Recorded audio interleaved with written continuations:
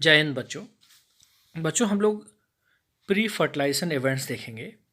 हम लोग देख चुके थे इससे पहले सेक्सुअल रिप्रोडक्शन को देख चुके हैं। सेक्सुअल रिप्रोडक्शन में अपन रिप्रोडक्टिव फेज़ को देख चुके हैं, जुवेनाइल फेज़ को देख चुके हैं। उसके बाद हम लोगों ने सेनेसेंस फेज को भी देख लिया। अब हम लोग प्री फर्टिलाइजेशन इवेंट्स को देखेंगे। प्री फर्टिलाइजेशन इवेंट्स जैसे नाम से ही है, फर्टिलाइजेशन से पहले के इवेंट्स। गैमीट्स के फ्यूजन से पहले होने वाले सेक्सुअल इवेंट्स को इसमें इंक्लूड करते हैं।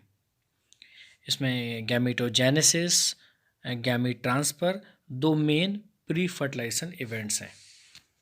अब अगर बात गैमीटोजेनेसिस की करूं तो गैमीटोजेनेसिस में देखेंगे मेल और फीमेल गैमीट्स के बनने का प्रोसेस है। एक प्रकार से गैमीट हैप्लॉइड सेल्स होती हैं। अब गैमीटोजेनेसिस में आपको दो चीज़ समझनी है, होमोगैमीट्स क्या होता है और हेटेरोगैमीट्स क्या होता है।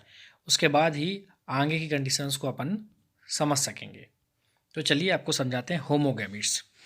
इसमें दोनों गैमीट्स एक जैसे दिखते हैं, इनको होमोगैमीट्स कहते हैं, इनको आइसोगैमीट्स भी कह सकते हो। इनमें मेल और फीमेल गैमीट में कैटेगराइज करना पॉसिबल नहीं होता।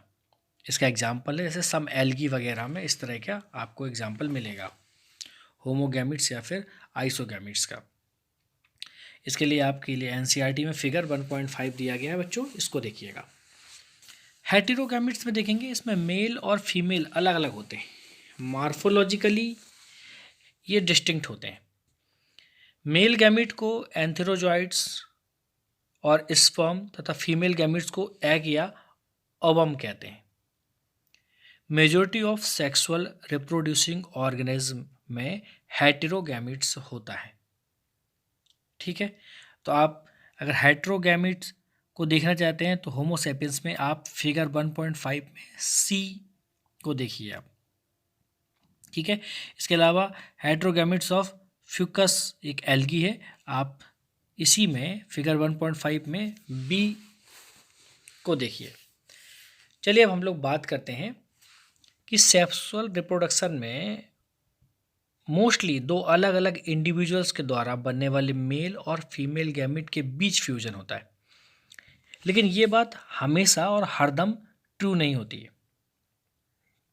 ठीक है, जैसे क्लास 11th में आपने पढ़ा था कि आप आइडेंटिफाई कर सकते हैं कि किस केसेस में या किन केसेस में सेल्फ फर्टिलाइजेशन ऑब्जर्व हुआ था। ठीक है, मोस्टली इस प्रकार के एग्जाम्पल प्लांट्स में देना हमेशा आसान रहता है।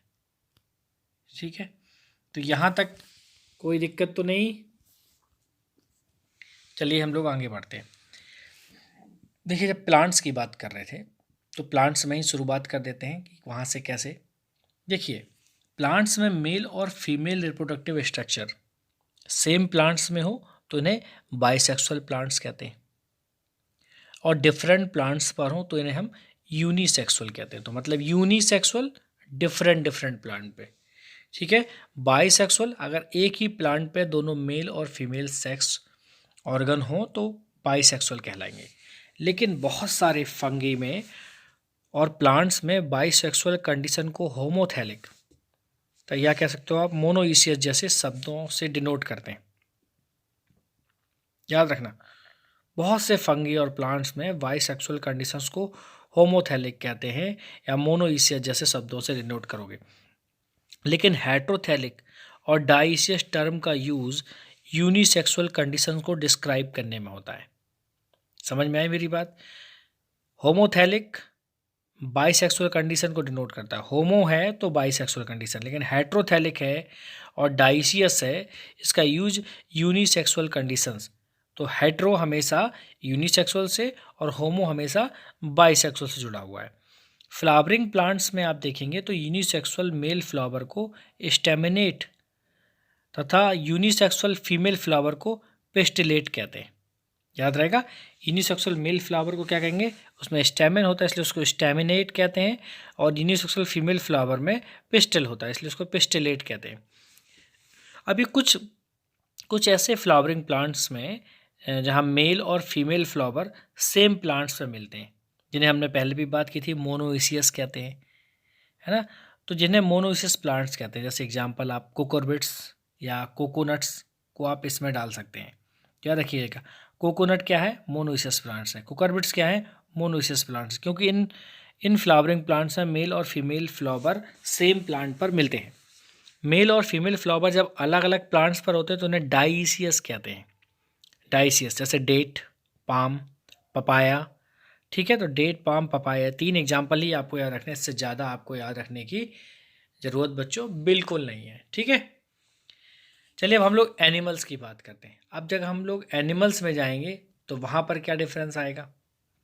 देखिए, बाइसेक्सुअल एनिमल, जब एनिमल हो तो बाइसेक्सुअल हो, उसको बोलते हैं हर्माफ्रोडाइट। क्या बोलते हैं, बाइसेक्सुअल एनिमल को अपन लोग क्या बोलते हैं बेटा, हर्माफ्रोडाइट। ठीक है, आप समझ रहे हैं मेरी बात। तो हर्माफ्रोडाइट का मतलब क्या हो गया, हर्माफ्रोडाइट का मतलब समझ गए, मतलब बाइसेक्सुअल ऑर्गेनिज्म है। जैसे अर्थवॉर्म में मतलब एक ही में दोनों सेक्स ऑर्गन प्रेजेंट हों तो उनको हर्माफ्रोडाइट कहते हैं, बाइसेक्सुअल एनिमल को। जैसे अर्थवॉर्म है, स्पंज है, टेबॉर्म है, लीच में भी ऐसा ही है। ठीक है, और यूनिसेक्सुअल एनिमल जैसे कॉकरोच, याद रखिएगा आप। ठीक है, तो ये चीज़ें हैं कुछ आपको यहाँ पर याद रखनी है। इसके लिए आप कॉकरोच वाला फिगर 1.6 भी देख सकते हैं। ठीक है, अब देखिए, सभी हेट्रोगैमेटिक स्पीसीज में गैमीट 2 प्रकार के होते हैं। एक होता है बेटा मेल गैमीट और दूसरा होता है फीमेल गैमीट, ये सबको पता है। गैमीट्स हैप्लॉइड होते हैं, क्योंकि गैमीट है तो हैप्लॉइड, हैप्लॉइड मतलब एन। लेकिन गैमीट बनाने वाली पेरेंटल प्लांट बॉडी या तो हैप्लॉइड होती है या फिर डिप्लॉइड होती है। अब समझिएगा, हैप्लॉइड पेरेंटल बॉडी जैसे मोनेरा, फंगी, एल्गी और ब्रायोफाइट, इतना याद रखिएगा। Haploid parental body मोनरा, fungi, algae और ब्रायोफाइट से रिलेशन रखने वाले कई ऑर्गेनिज्म में हैप्लॉइड गैमीट जो बनते हैं वो माइटोसिस के द्वारा बनते हैं, याद रखिएगा। ठीक है, जबकि आप अगर पेरेंटल डिप्लॉइड पेरेंटल बॉडी देखेंगे जैसे टेरिडोफाइट, जिम्नोस्पर्म और एंजियोस्पर्म में, यहाँ पर लगभग सभी एनिमल्स में हैप्लॉइड गैमीट मियोसिस के द्वारा बनते हैं। मोनरा, फंगी, एल्गी, ब्रायोफाइट, बेटा याद रखिएगा, माइटोसिस होती है, हैप्लॉइड गैमीट बनता है। जबकि आपको याद रखना, टेरिडोफाइट्स, जिम्नोस्पर्म, एंजियोस्पर्म और लगभग सभी एनिमल जिसमें हम लोग भी आते हैं, ह्यूमन भी आता है, उसमें हैप्लॉइड गैमीट मियोसिस के द्वारा बनते हैं। तो डिप्लॉइड पेरेंटल बॉडी में मियोसिस होती है और हैप्लॉइड पेरेंटल बॉडी में माइटोसिस होती है, याद रहेगा। ठीक है, यहाँ तक कोई आपको कन्फ्यूज़न क्रिएट नहीं होना चाहिए।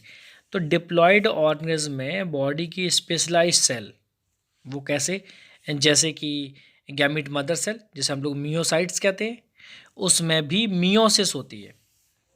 तो डिप्लॉइड ऑर्गेनिज्म में अगर गैमीट मदर सेल है तो उसमें मियोसाइट जिसको अपन कहते हैं उसमें मियोसिस होती है, और मियोसिस के लास्ट में क्रोमोसोम्स का केवल एक सेट ही गैमीट में ट्रांसफ़र होता है, याद रखिएगा। मियोसिस के लास्ट में क्रोमोसोम का केवल एक सेट ही गैमीट में ट्रांसफ़र होता है। तो यहाँ तक आपको कोई भी कन्फ्यूज़न बेटा नहीं होना चाहिए, है ना।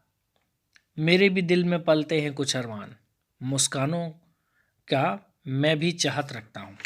तो मुस्कानों की चाहत तो हमारे को भी है और आपको भी है। मैंने आपको क्या कहा था, जीत को हौसले के सिवा सीने में आग भी चाहिए, तो लगे रहिए।